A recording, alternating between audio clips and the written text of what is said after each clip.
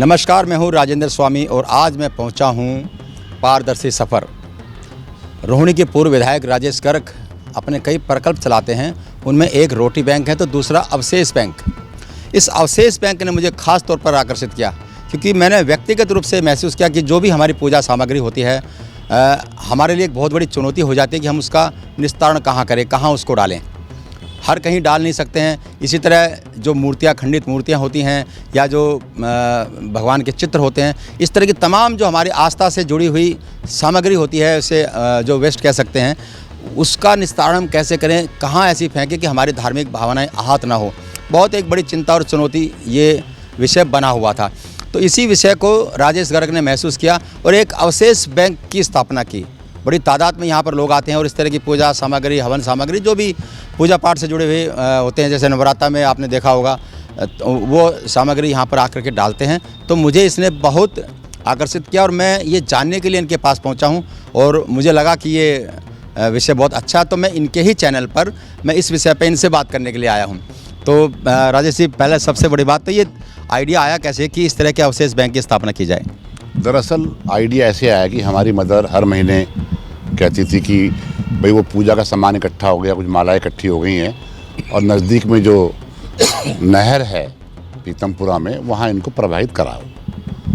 तो मैंने देखा कि हम प्रवाहित करके आते थे और वहीं पर देखते थे कि एक वो जेसीबी लगा होता था जो कि उन सारी मूर्तियों को और अवशेष को निकाल कर बाहर साइड में कूड़े में डाल देता था। तो मुझे लगा कि तो बेअदबी हो रही है, जिन अवशेषों का, जिन खंड इस तरह की छुपता था। तो मैंने अपने मित्रों की मीटिंग बुलाई कि हमें एक काम शुरू करना है। तो मैंने जो मैसेज दिया, मैंने लिखा था कि ये पूजा वेस्ट। और मुझे बड़ी हैरानी हुई कि एक महिला का मुझे फ़ोन आया कि आपका मैंने व्हाट्सएप पढ़ा, बहुत अच्छा कार्य है, लेकिन इसमें कमी है। क्या कमी है? आप इसे वेस्ट ना कीजिए, ये अवशेष है। धार्मिक भावनाएं होती हैं। तो पहले हमने नाम रखा था पूजा वेस्ट बैंक, तो तुरंत हमने चेंज किया और इसका नाम रखा पूजा अवशेष बैंक। जनवरी 1 को इसका हमने शुभारंभ किया, उसका उद्घाटन किया। लोगों को अपील की कि जितने भी पूजा अवशेष है आप हमें भिजवा दें। जहां हमारा रोटी बैंक चलता है वहीं पर हमने एक बहुत बड़ा बॉक्स लगाया कि इस बॉक्स में डालें, और ये चल रहा है लगातार। और अब आप कहेंगे इसका निस्तारण कैसे होगा, तो एक बड़ी समस्या थी। पहले हमने प्लान किया था एक प्लांट लगाएंगे जिसमें मूर्तियों का चूरा करेंगे, डस्ट बनाएंगे, कागज़ की लुगदी बनाएंगे, पीओपी की मूर्तियों की खाद बन जाएगी। लेकिन उसी दौरान मैंने पढ़ा, अखबार में आया था कि सरकार इस तरफ कोई कदम उठा रही है क्योंकि एनजीटी ने ऑर्डर किया है कि यमुना जी को प्रदूषित होने से बचाए। जब यमुना की बात आई तो मैंने पढ़ा और इंक्वायरी की तो पता लगा कि पीडब्ल्यूडी ने, फ्लड डिपार्टमेंट ने, एमसीडी ने मिलकर यमुना किनारे एक पूजा अवशेष केंद्र बनाया है। एक बहुत बड़ी समस्या हमारे सर पे थी, अवशेष का निस्तारण कैसे करें, और जो हमारी इच्छा है कि यमुना प्रदूषित ना हो और पूजा अवशेषों की बेअदबी ना हो, दोनों काम हो जाएं। तो हमारी टीम ने, हमारे वॉलंटियर्स ने हर हफ्ते में एक ट्रक भर जाता है जो मीडियम है, तो हम ले जाने लगे और वहाँ जाकर इसको हम निस्तारित करने लगे। लेकिन अभी एक बड़ा परेशानी का विषय ये आया कि छठ पूजा के बाद इस सरकार ने, केजरीवाल सरकार ने, और जो डिपार्टमेंट के भ्रष्ट अधिकारी हैं, उन्होंने वो सब बंद कर दिया है। कोर्ट के ऑर्डर्स की अवहेलना की। लगातार 1 हफ्ते से हम उनसे बात कर रहे हैं, लेकिन जो अधिकारी वो कहते हैं जी हम क्या करें, सरकार की इच्छा नहीं है कि इस पे खर्चा किया जाए, इनका निस्तारण किया जाए। और यमुना की बहुत बुरी हालत है। स्वामी जी, आप इतने बड़े वरिष्ठ पत्रकार हैं, मुझे बड़ा अच्छा लग रहा है कि आज मैं आपसे बातचीत कर रहा हूँ। बहुत बुरी हालत है, इनकी बेअदबी, लोगों का एक जो मन में श्रद्धा है उसके साथ विश्वासघात ये सरकार कर रही है, पीडब्ल्यूडी कर रही है, जल बोर्ड कर रहा है और फ्लड डिपार्टमेंट कर रहा है। और कोई भी अफसर अब हमारा फ़ोन उठाने को तैयार नहीं है।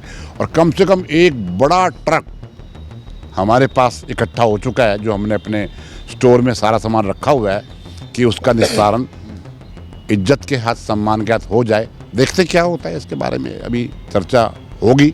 विधानसभा सेशन में जाने का मन था मेरा मन था वहाँ हंगामा किया जाए, चाहे हमें पुलिस पकड़ ले। लेकिन आज तो बहुत ज़्यादा सख्ती उन्होंने कर रखी है और किसी को अलाउ नहीं कर रहे अंदर जाने के लिए। तो खैर, सेशन निमट जाए, बात करेंगे, केजरीवाल से भी करेंगे, कंसर्न मिनिस्टर से भी करेंगे कि ये जो पूजा अवशेष केंद्र आपने खोला था उसको दोबारा स्टार्ट किया जाए और दिल्ली भर के अवशेष इकट्ठा करने का काम हमारी संस्था करेगी, फ्री ऑफ कॉस्ट करेगी, ये मैं विश्वास दिलाता हूँ। देश में सनातन समर्थित सरकार कही जाती है बीजेपी। सेंटर के स्तर पर भी इस तरह के कोई प्रयास हो सकते हैं? हालांकि आप कह रहे हो कि दिल्ली सरकार की जिम्मेदारी थी और घोषणा की और उसके बाद सब कुछ वो बंद कर दिया, और एक बहुत बड़ी चुनौती बन गई। आपने इतने सारा अवशेष इकट्ठा तो कर लिया, पूजा अवशेष, अब इसको इसका निस्तारण कैसे हो, सम्मानपूर्वक इसका निस्तारण कैसे हो, ये एक चुनौती तो, चिंता तो है ही। लेकिन नहीं लगता कि ये तो सामूहिक जिम्मेदारी है? पर्यावरण से जुड़ा मामला केंद्र सरकार का भी है, दिल्ली सरकार का भी है।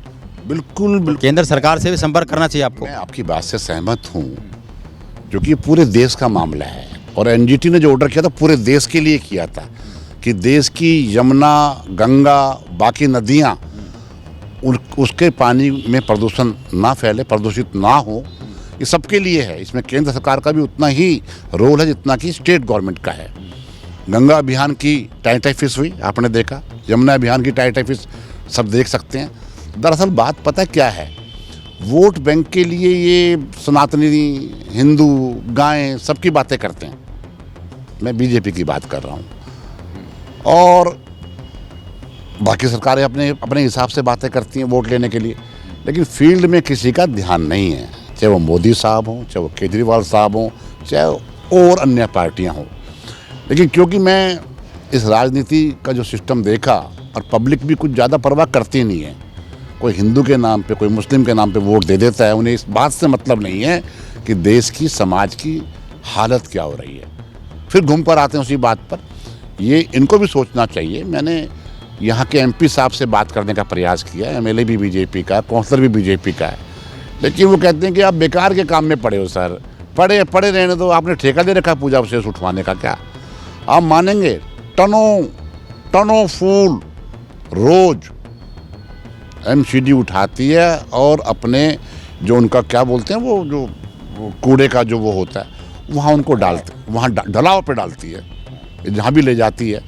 यदि उन फूलों का वास्तव में सही इस्तेमाल हो, खाद भी बन सकती है, खाद बहुत बढ़िया बन सकती है, बहुत बढ़िया बन सकती है।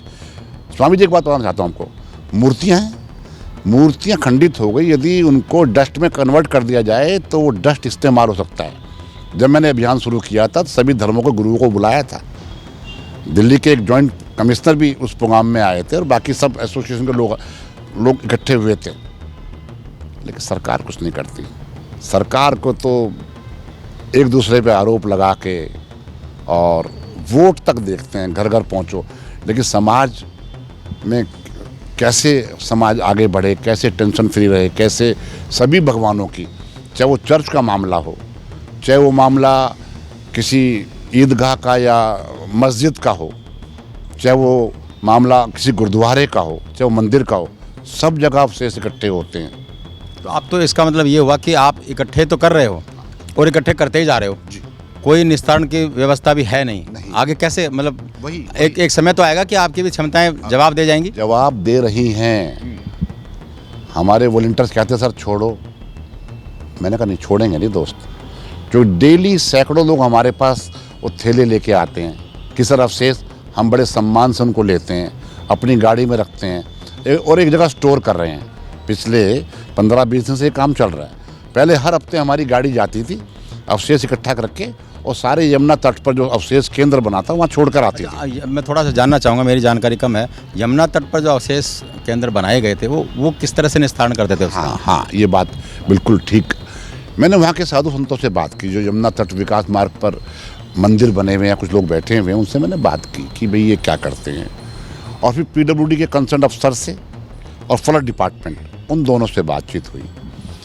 तो एनजीटी के ऑर्डर के बाद इन्होंने अवशेष केंद्र बना दिए यमुना जी के किनारे ऊपर की तरफ कि लोग यमुना में मूर्तियों को ना बहाएं, और वहाँ बोर्ड लगे हुए 50,000 रुपये का फाइन है यदि यमुना जी के अंदर कोई अवशेष डालेगा, पूजा अवशेष डालेगा, मूर्तियाँ डालेगा, तस्वीर डालेगा, पन्नी डालेगा।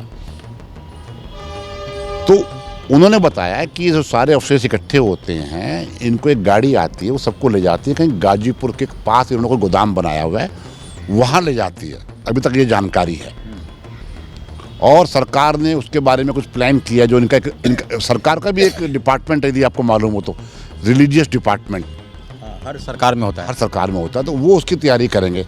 तो उससे ज़्यादा बढ़ने की मैंने कोशिश की नहीं, क्योंकि मुझे लगा कि यार हम अपना कर्म पूरा कर रहे हैं। सरकार कोई गलत काम करेगी तो वो जाने। कोर्ट का ऑर्डर, हमने लोगों में अवेयरनेस फैलाई, सामान इकट्ठा किया है, हमारे मेंबर्स ने कलेक्शन करी, गाड़ी का सब इंतजाम किया और वहाँ हम रखाते हैं। उसके बाद उन्हें बताया कि इसको इकट्ठा करके ट्रक लेके जाता है, जैसे जो पूरा स्टोर भर जाता है।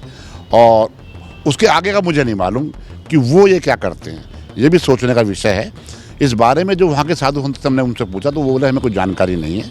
लेकिन बहुत सारी मूर्तियाँ ऐसी भी आती हैं जो बिल्कुल ठीक होती हैं, लेकिन लोग चेंज करने के तो बोले वो मूर्तियाँ हम उठा लेते हैं।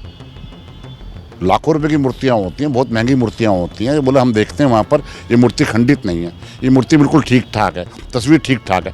बोला उसको हम ले लेते हैं और उन्हें जगह जगह मंदिर में या जो नए मंदिर बन रहे होते हैं उसमें भिजवा देते हैं।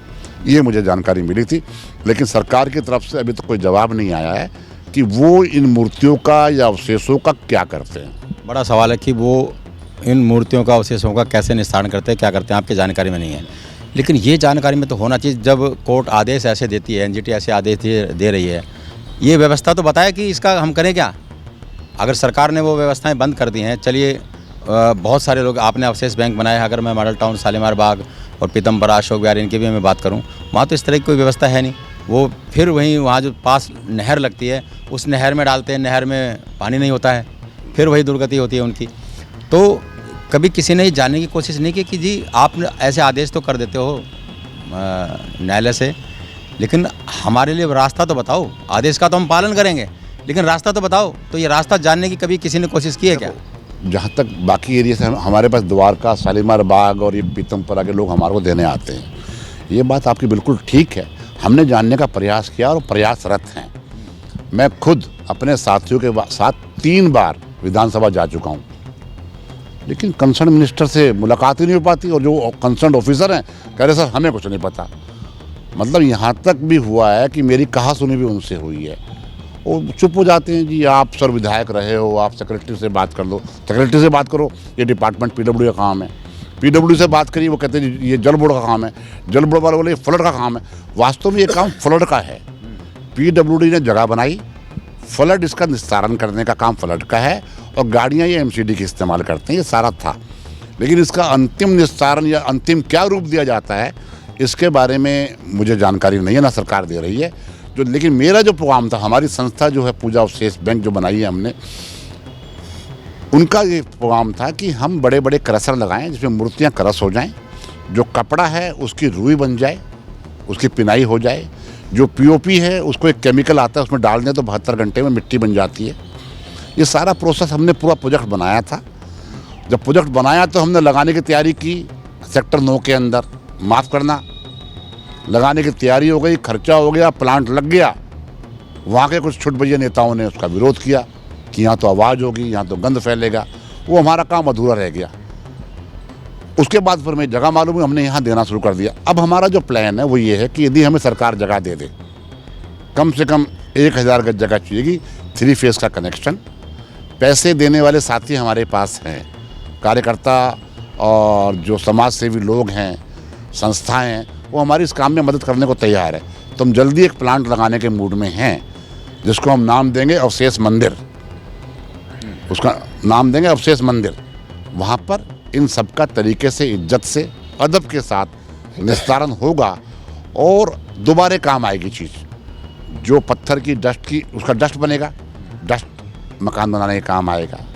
जो पिनाई हो जाएगी, रुई, वो गरीबों में हम गद्दे तकिए बना कर दे सकते हैं, उसकी खाद बन सकती है। जो मिट्टी वाला मामला है और पुष्प वाला मामला है उसकी खाद बन सकती है। ये काम हो सकता है। ये काम सरकार को करना चाहिए, या सरकार जो हमारी संस्था है जनाधार मंच और पूजा अवशेष बैंक हमारी मदद करे ज़मीन दिलवाने में। 3 फेज़ हमें कनेक्शन चाहिएगा, बाकी खर्चा हम खुद कर लेंगे। आपको लगता है कि जो भी योजनाएं आती हैं, फरमान आते हैं, वो इम्प्लीमेंटेशन के स्तर पे कागजी साबित होते हैं? शायद यही वजह है कि जो पर्यावरण की जो समस्या है उसका समाधान आज तक हुआ नहीं है। अब इसका क्या देख रहे हैं आप? जगह मांग तो रहे हैं, लेकिन मिल पाएगी? भाई मिल जाएगी, नहीं तो हम प्रयास करेंगे। कुछ हमारी ये जो आपके माध्यम से अपील जो जा रही है, लोग सुनेंगे, देखेंगे, कोई हमें शायद कोई प्लॉट दे दे। हम काम करने को तैयार है। मेरा और मेरे साथियों का जीवन अब इस समाज सेवा में रहेगा। पेंशन आती है थोड़ी सी, बच्चे सेट हैं, पिताजी ने मकान दे रखा है, जहाँ हम बैठे हैं घर के सामने पार्क में बैठे हैं, अब कुछ नहीं चाहिए। अब तो केवल ये कि समाज का किसी भी रूप में हम भला कर दें, पर्यावरण की रक्षा कर दें और इन भ्रष्ट नेताओं के कान खींचते रहें। ये भी हमारा काम है और होना चाहिए, इतना मेरा कहना है। और मैं चाहूँगा बाकी मीडिया हाउस भी हमारी मदद करेंगे। इस काम को हम संयुक्त रूप से आगे बढ़ाएंगे, डिस्ट्रिक्ट वाइज आगे बढ़ाएंगे, क्योंकि अब ये बात मंदिर की बात कर रहे हैं जी, इतने दीपक जलाएंगे, वो दीपक बाद में कहाँ जाएंगे? 24 जनवरी को मंदिर का ये होगा। और ये किसी एक धर्म का मामला नहीं है, आप किसी भी धर्म को उठा के देख लो, वहाँ पर पूजा के अवशेष निकलते हैं उनकी अपनी परंपरा के हिसाब से। तो उनकी बेअदबी ना हो और उनका निस्तारण सम्मान के साथ हो, ये मैं भी चाहता हूँ। और बाकी सभी मुस्लिम भाई, ईसाई भाई, जैन भाई, आपके सिख भाई, यहूदी, बौद्ध सभी चाहेंगे कि जो पूजा अवशेष हैं उनका सम्मान भी हो और इज्जत के साथ निस्तारण हो और पोल्यूशन ना फैले, हैं, इसका ध्यान भी हमें रखना चाहिए। चलिए, ये थे राजेश गर्ग जी। और विनोबा भावे जी ने कहा था कि जो प्रयास सरकारी होते हैं वो असरकारी नहीं होते, और जो असरकारी होते हैं वो सरकारी नहीं होते। तो ऐसी ही ये एक मुहिम है। सरकार के जो ऐलान हैं, कोर्ट के जो आदेश हैं, वो आप सब देख ही रहे हैं। लेकिन इस मुहिम को अगर कामयाब बनाना है, सनातन संस्कृति या किसी भी धर्म के सम्मान को अगर बचाना है, उनकी धार्मिक भावनाएं अगर बचानी है, तो हमें इसमें बढ़ चढ़ करके सहयोग देना पड़ेगा। आप इस वीडियो को ज़्यादा से ज़्यादा शेयर करें, लोगों तक पहुंचाएं, सरकार के उस स्तर तक इसको पहुंचाएं जहां इसका समाधान संभव है कि इन्हें जो ये काम कर रहे हैं इनको वो सहूलियत मिले, सहूलियत मिले, और साथ साथ ये मुहिम पूरे देश भर में फैले ताकि पर्यावरण की समस्या का समाधान हो सके। आपका बहुत बहुत धन्यवाद।